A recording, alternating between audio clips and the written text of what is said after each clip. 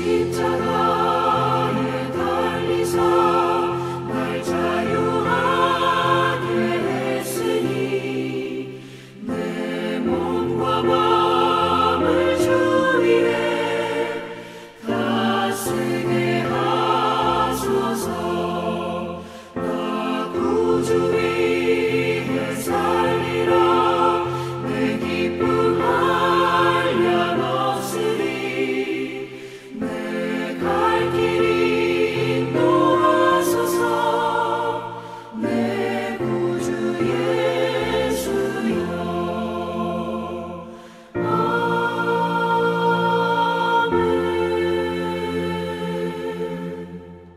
아멘. 함께 하나님의 말씀을 보도록 하겠습니다. 오늘 우리가 같이 볼 말씀은 예레미야서 45장 1절부터 5절까지의 말씀입니다.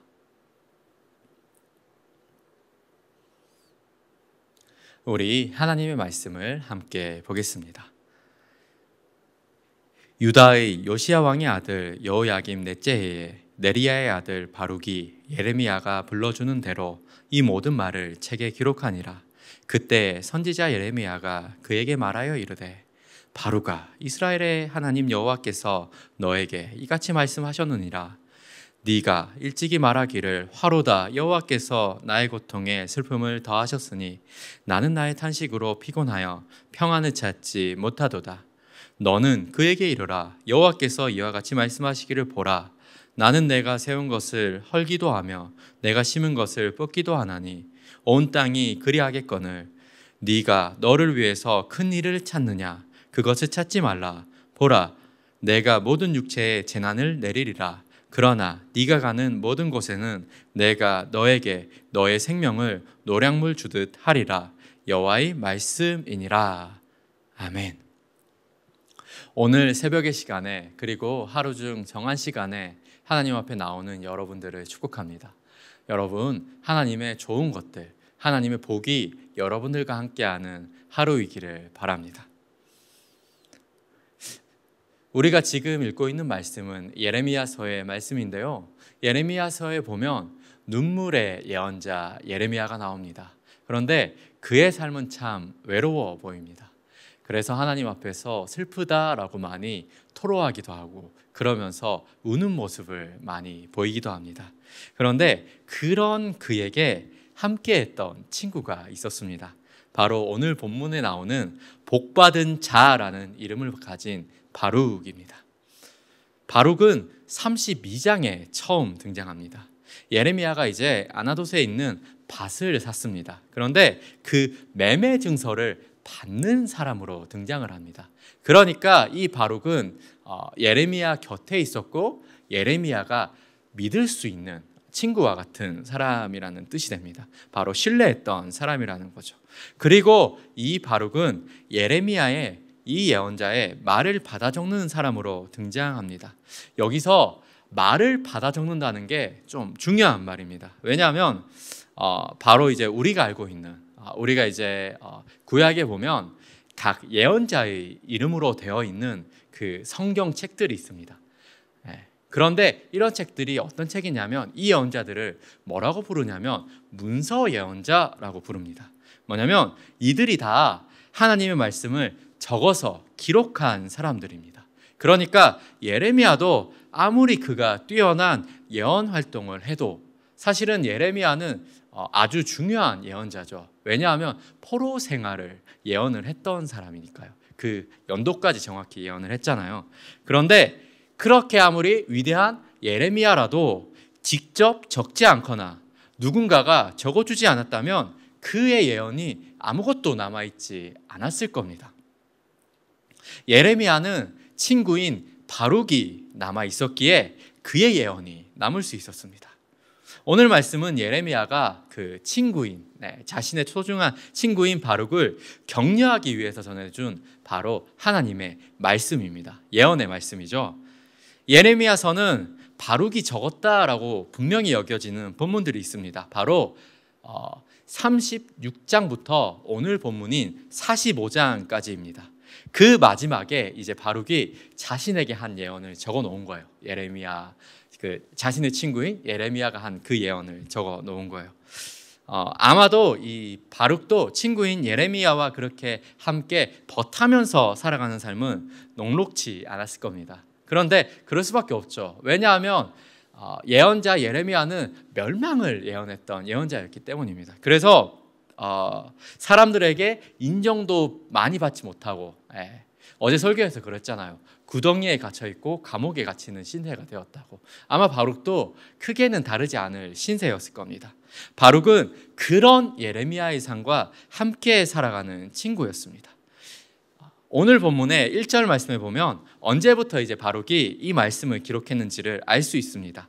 1절 상반절을 보도록 하겠습니다. 유다의 요시야 왕의 아들 여호야김 넷째 해에 네리야의 아들 바룩이 예레미야가 불러주는 대로 이 모든 말을 책에 기록하니라. 아멘. 오늘 성경 말씀에서 보면 바룩이 여호야김 왕 때 친구인 예레미야의 예언을 적어가기 시작했다라고 되어 있습니다. 그러면 이 여호야김 왕 때 대체 무슨 일이 있었을까요? 무슨 일이 있었길래 이렇게 말씀을 받아 적기 시작했을까요? 예레미야서 36장의 말씀을 함께 보도록 하겠습니다. 36장 1절은 45장 1절과 비슷하게 시작합니다. 여러분 말했죠? 36장부터 45장까지가 바룩이 쓴 기록이라고. 그래서 수미상관 그런 구조로 되어 있습니다. 1절에 이렇게 나와 있습니다. 36장 1절입니다. 유다의 요시야 왕의 아들 여호야김 제4년에 여호와께로부터 예레미야에게 말씀이 임하니라 이르시되. 비슷하죠? 45장의 말씀과. 오늘 36장의 말씀에서 하나님께서는 예언자 예레미야에게 지금까지의 예언을 기록하라라고 말씀하십니다. 그리고 예레미야는 친구인 바룩에게 이 말씀을 기록하게 합니다. 왜냐하면 예레미야가 이 당시에 갇혀 있었기 때문입니다. 성경 말씀에 보면 이 바룩이 이제 예레미야의 말을 두루마리에 기록했다라고 하는데 아마 파피루스 종이일 것입니다. 아마 그런 재질이었을 겁니다. 여기서 기록을 한다는 것은 지금의 기록과는 좀 달라요. 우리는 지금 이제 컴퓨터로 이제 타이핑을 치면 되잖아요. 뭐 아니면 뭐 이렇게 한다고 그래도 뭐 필기를 하거나, 요즘에는 이제 뭐 패드나 이런데 필기를 하잖아요. 근데 그런 것과는 완전히 다릅니다. 왜냐하면 일단은 적기가 쉽지 않았습니다. 종이의 재질이 만만치 않았기 때문이죠. 그리고 그 종이도 구하기도 어렵고 참 무거운 종이었습니다. 그러니까 여러 가지로 어려웠을 겁니다. 그래서 오타가 나면 되게 곤란했을 겁니다. 그래서 그는 그 한자 한자를 되게 정성을 다해서 적었을 겁니다. 그러니까 많은 노력이 들어가야 되는 거예요. 이렇게 적기 위해서는 바룩에게는 한 가지 아주 강력한 믿음이 필요했습니다. 어떤 믿음이냐면 바로 이겁니다. 하나님께서 예언자 예레미야를 통해서 말씀하고 계시다라는 믿음입니다.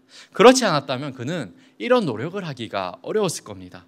그는 여러 예언자의 말을 들으며 내 친구인 예레미야의 예언이 하나님께서 주신 예언이구나라는 하나님의 말씀이라는 분별력 있는 확신이 있었습니다. 그래서 갇혀있는 예레미야는 바룩에게 예언의 말씀을 적게 하고 또 본인은 갇혀 있으니까 두루마리로 된 그 말씀을 가지고 백성들 앞에서 읽게 합니다. 그런데 이 내용이 백성들과 그리고 여호야김 왕에게 문제가 되었습니다. 왕은 그 내용을 가지고 다시 한번 왕궁에서 읽게 합니다.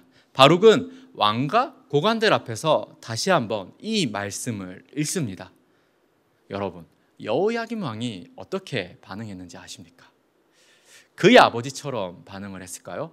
그의 아버지는 바로 요시야 왕입니다. 요시야 왕은 새로 발견된 하나님의 말씀, 율법의 말씀을 듣고 당황해서 자신의 옷을 찢었던 사람입니다. 그렇게 했을까요? 아니면 그 말이 맞지 않으니까 기분 나쁘니까 물러가 이렇게 얘기했을까요? 아니면 그저 침묵을 했을까요? 여호야김 왕의 명령은, 신하에게 했던 이 명령은 충격적이기까지 합니다. 이렇게 명령합니다. 그 말씀의 두루마리를 칼로 베라. 그리고 저기 저 화롯불에 던져버려라. 하나님의 말씀이 칼로 찢어지고 불에 타버렸습니다. 여러분, 이 이야기는 하나님의 말씀에 대한 가장 적나라한 인간의 반역입니다. 가장 적나라한.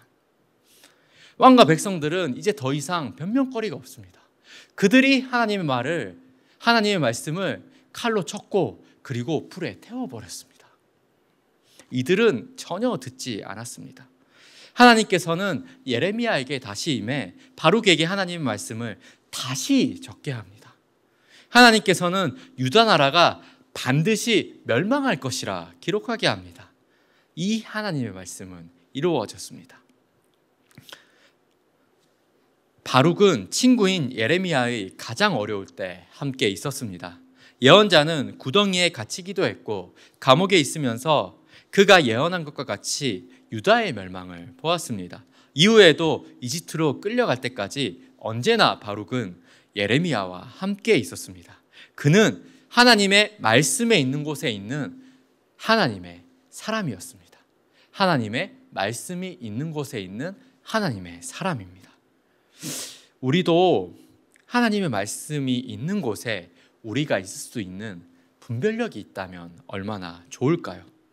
코로나로 우리는 혼란기 속을 살아가고 있습니다. 여러분, 앞으로 어떻게 살아가는 것이 하나님의 뜻대로 사는 것이겠습니까?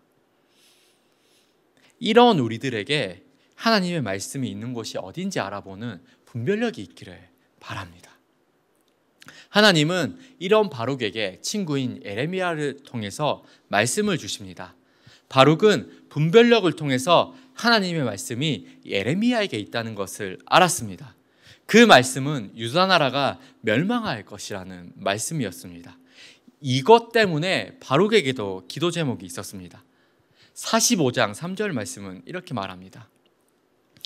네가 일찍이 말하기를 화로다 여호와께서 나의 고통에 슬픔을 더하셨으니 나는 나의 탄식으로 피곤하여 평안을 찾지 못하도다.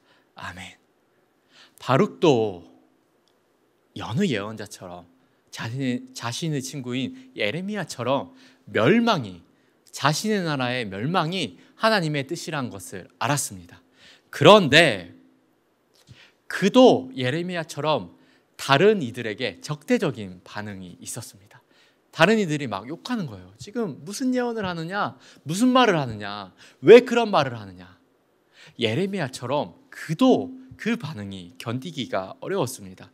그래서 그는 스스로에게 화를 선포하기에 이릅니다. 이렇게 말합니다. 고통의 슬픔을 더하시는 하나님, 나는 내 탄식으로 피곤합니다. 하나님을 섬기는데 평안이 없습니다. 우리도 사실은 혼란 앞에서 하는 반응입니다. 주님을 믿으며 나아갈 때 주님으로 고통이 있을 수 있습니다. 그럴 때 하나님 앞에서 나 자신에게 화를 선포할 때가 있습니다. 하나님께서는 이런 바룩에게 뭐라고 말씀을 하셨을까요? 4절과 5절의 말씀입니다. 너는 그에게 이르라. 여호와께서 이와 같이 말씀하시기를 보라, 나는 내가 세운 것을 헐기도 하며 내가 심은 것을 뽑기도 하나니 온 땅이 그리하겠거늘 네가 너를 위하여 큰 일을 찾느냐? 그것을 찾지 말라. 보라, 내가 모든 육체에 재난을 내리리라. 그러나 네가 가는 모든 곳에서는 내가 너에게 너의 생명을 노량물 주듯 하리라. 여호와의 말씀이니라. 아멘. 하나님께서는 이렇게 말씀하십니다. 바룩에게 자신이 창조주이심을 말씀하시면서 그에게 어떤 커다란 복이 있을 거라고, 커다란 좋은 일이 있을 것이라고 말씀하시지 않습니다. 그가 계속 하나님의 말씀에 따라서 예언을 했더니 민족의 영웅이 된다든지 혼자서 이 혼란기에 평안하다든지 그런 큰 일이 일어날 것이라고 하지는 않습니다. 하나님께서는 바룩에게 이렇게 말씀하십니다. 모든 사람에게 재난이 일어날 때 너도 재난 속에 있을 것이다. 그도 그 소용돌이 속에서 혼란의 소용돌이 한가운데에 있을 것이다. 그러나 하나님께서는 그의 생명, 바룩의 생명을 노량물 주듯 겨우 구할 것이라고 말씀하십니다. 여러분, 바룩의 이름은 복받은 자라는 뜻이 있습니다. 바룩이 받은 복이 바로 이것입니다. 하나님 앞에 신실하게 나아간 그의 삶의 결과는 재난 속에서 같이 있으면서 겨우 살아난 생명, 그 삶입니다. 여러분들이 생각하는 하나님을 믿는 삶은 어떤 삶인가요? 복받은 자의 삶은 어떤 삶인가요? 기도하겠습니다. 하나님, 오늘 하나님의 말씀을 통해서 바룩을 봅니다. 그는 참 하나님의 말씀에 분별력이 있었고, 그리고 하나님의 사랑과 신실하게 어울렸습니다. 하나님, 우리에게도 이런 말씀에 분별력이 있기를 원합니다. 하나님의 말씀이 있는 곳에 우리 온누리 비전교회 우리들이 있기를 원합니다. 하나님 또한 복받은 자의 삶이 무엇인지 생각해 보게 됩니다. 하나님의 말씀과 함께 있는 삶, 하나님을 따라가는 삶을 복 있는 삶이라고 여기며 살아갈 수 있도록 도와주시길 원합니다.